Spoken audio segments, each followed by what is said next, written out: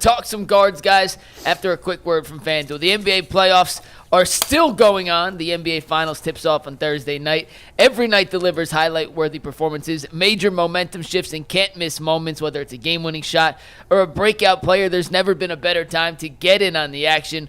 FanDuel makes it easy to stay in the game before tip-off and live with player props, performance trends, same-game parlays. Fans have more ways than ever to play smart and win big. If you're new to FanDuel, it's the perfect time to sign up. Head to FanDuel.com/UCSS and place your first $5 bet. If it wins, you get $200 in bonus bets. Make every moment more with FanDuel, the official sports betting partner of the NBA. But we start in Major League Baseball, where Gavin Williams threw an absolute gem yesterday. Finally. To take down the Los Angeles Angels, taking 2 of 3 in the weekend series against LA. Jason, it's been a roller coaster ride for Gavin Williams. A good start, a bad start. A good start, a bad start. But what'd you like last night from his best start of the season?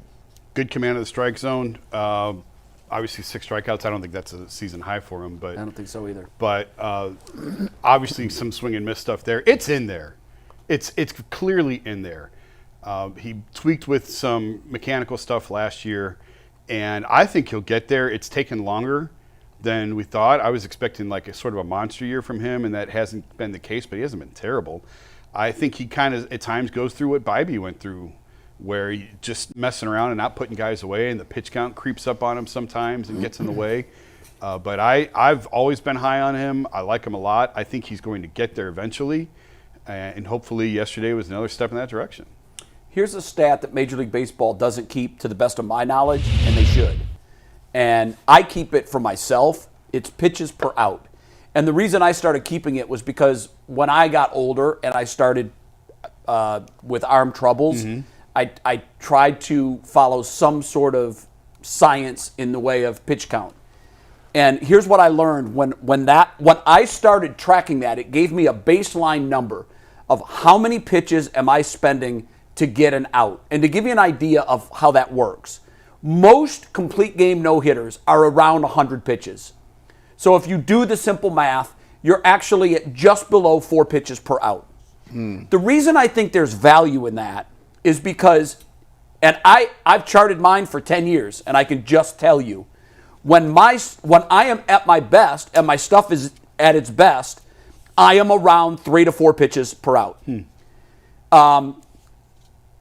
Saturday, my first inning, I threw 14 pitches.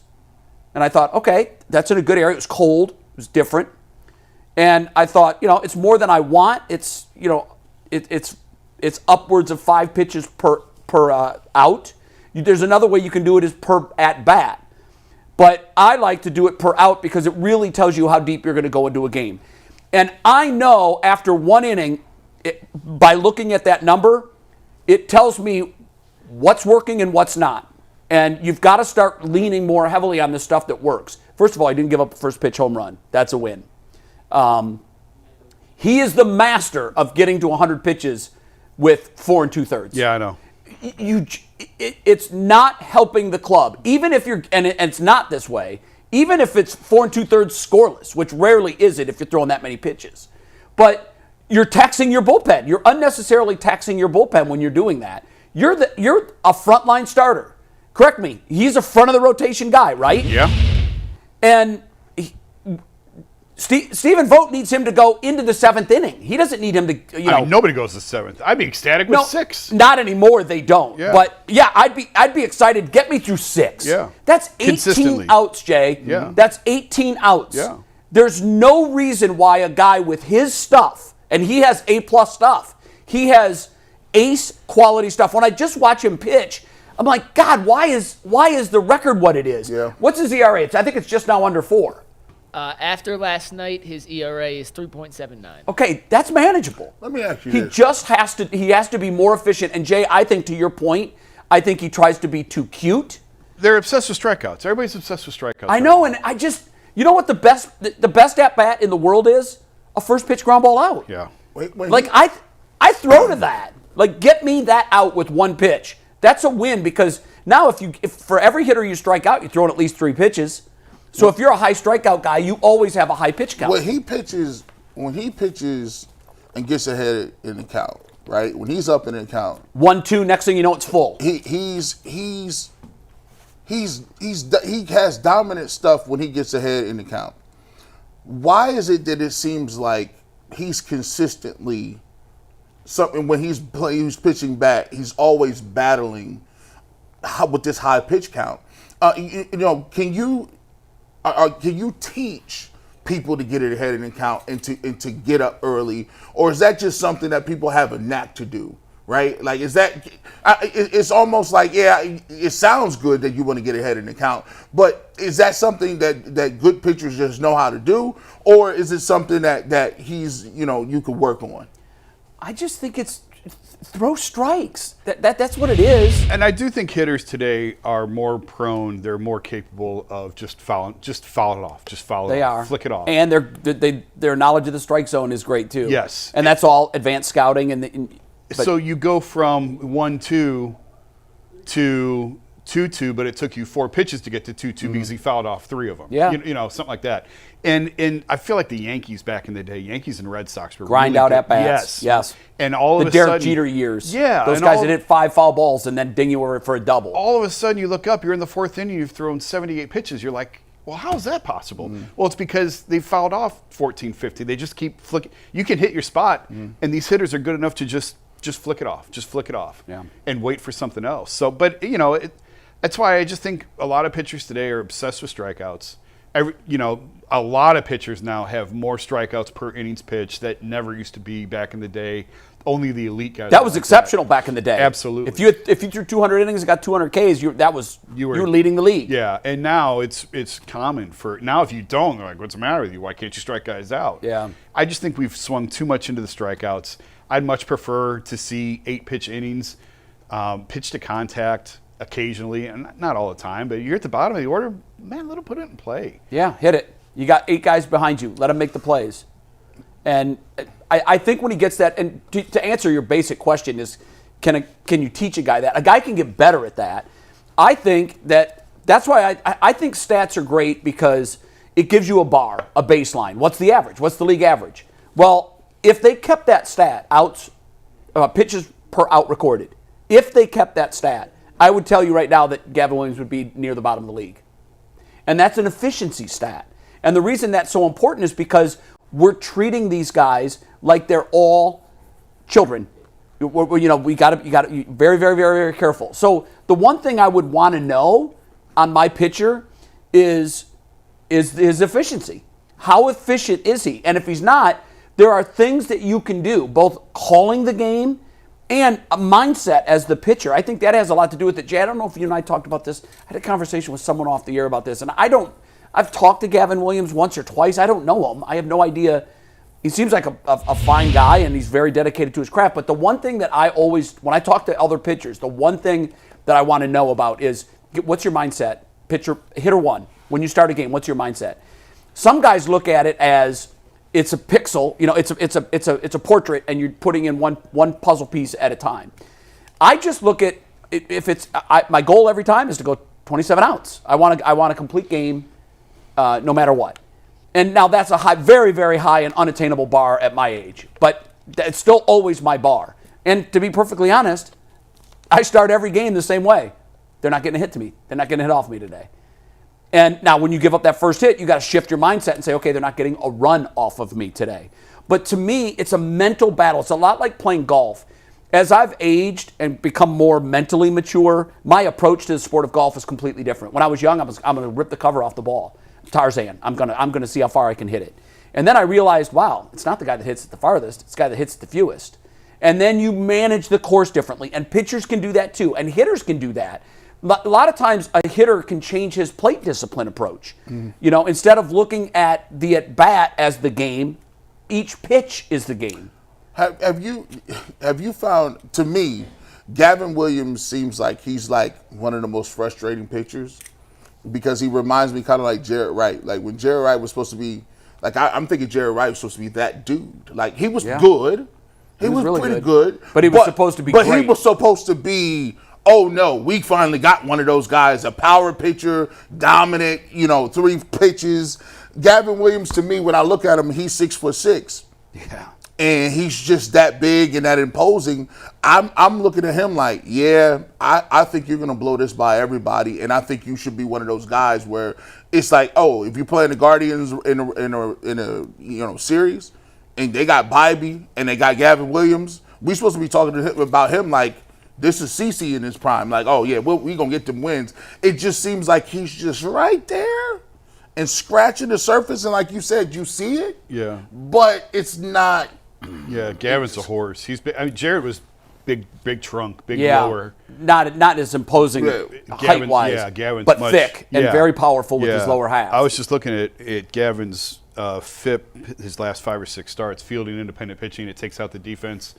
It focuses on like walks, home runs. It really zeroes in on you as a pitcher, and it's comparable to ERA, but without the defense. His fielding independent pitching is actually higher than his ERA the last 5 starts, which is a bad sign. Wow. Yeah, that's a bad sign. That is very interesting. Not Gavin Williams related. One other thing from the Guardians I wanted to mention here. Steve, take this graphic full here, and I'm curious, do you guys notice anything about these Nolan Jones updated statistics? They look better than they did He's 2 over weeks 200. ago. He was hitting 180 a couple weeks ago. Jason nailed it. It is the first time. We make these every game.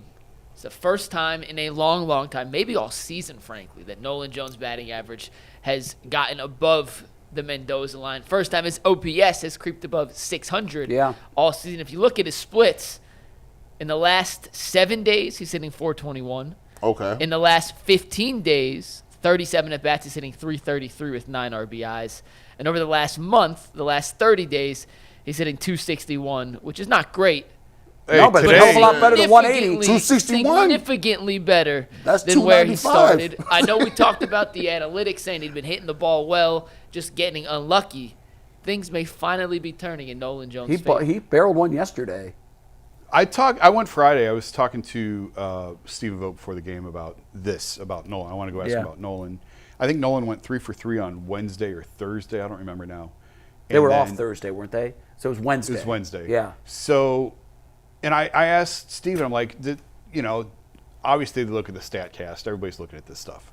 So does that allow you more patience with guys like this to know that, hey, eventually this has to regress to the mean in a good way? Like eventually this has to rise to the mean. Yeah, and he said, yeah, of course it does. But, at some point, guys get sick of hearing, hang in there. Your metrics look great. They want to friggin' hit. Yeah. So for Nolan to be able to see it touch grass, for him to start to feel this, hitting is so much confidence and momentum. Obviously, finally, he's starting to turn this in the right direction. We've been talking all year about right field's been this black hole in the outfield because of Nolan's numbers. And yet you look at his StatCast page and everything is blazing red. He's barreling it. He's got great exit velocity. All these things that are telling you it should be working out for him, and yet it hasn't been.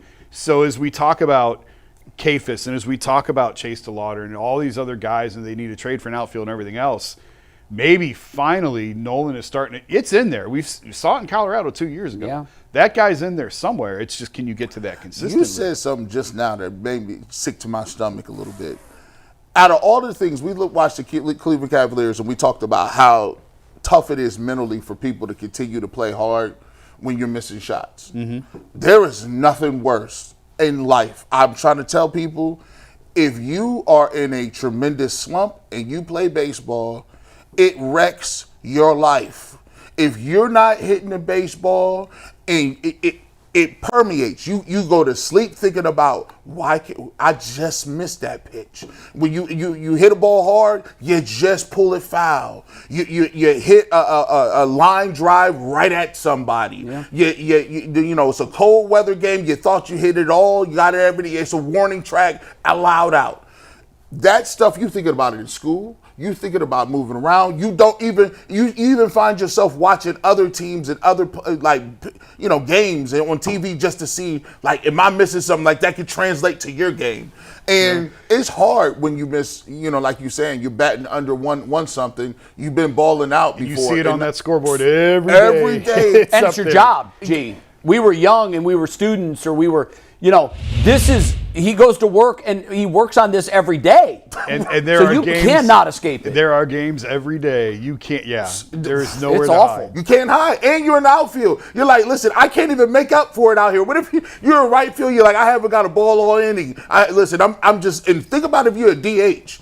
That's all you do, and then you're soft tossing. The batting coach is working on some stuff. You done change your swing 4 times, but when you on. You go up there with all the confidence in the world and be like, listen, it don't matter what I can do. I could be up here in church shoes and sandals, and I can hit the ball hard anywhere I want to. Yeah, it comes and goes. Sometimes it looks like a beach ball, and sometimes it looks like a pebble. And when it's a pebble, it's devastating. It's frustrating, man. No, it is frustrating. Yeah. And it's his job, and he's had success in the major league, so he doesn't have to wonder, can I do this? Yeah. He has to wonder, why am I not doing Right. this? Yeah. And that it might be worse than the can I, Yeah. because you're asking every single thing. Am I moving my head? I saw 2 hitting videos this weekend. I laughed so hard because they were almost in succession. One of them was, stay inside the phone booth. That's the big catchphrase now. Keep your shoulders and your head still. Don't move them. Then I saw another one this morning. It said, don't be afraid to move your head. If you're coming at the ball, it's okay if your head comes off its plane and out of the phone booth. If it comes this way, as long as your power and everything is coming this way. So it's like, there's no manual for this. If there was, you'd be a major leaguer, Yep. and you'd be a major leaguer, Yep. and I'd be one, and everybody would. Yep. Tyvus could hit a ball if there was a manual for that. Tyvus might even be able to hit it.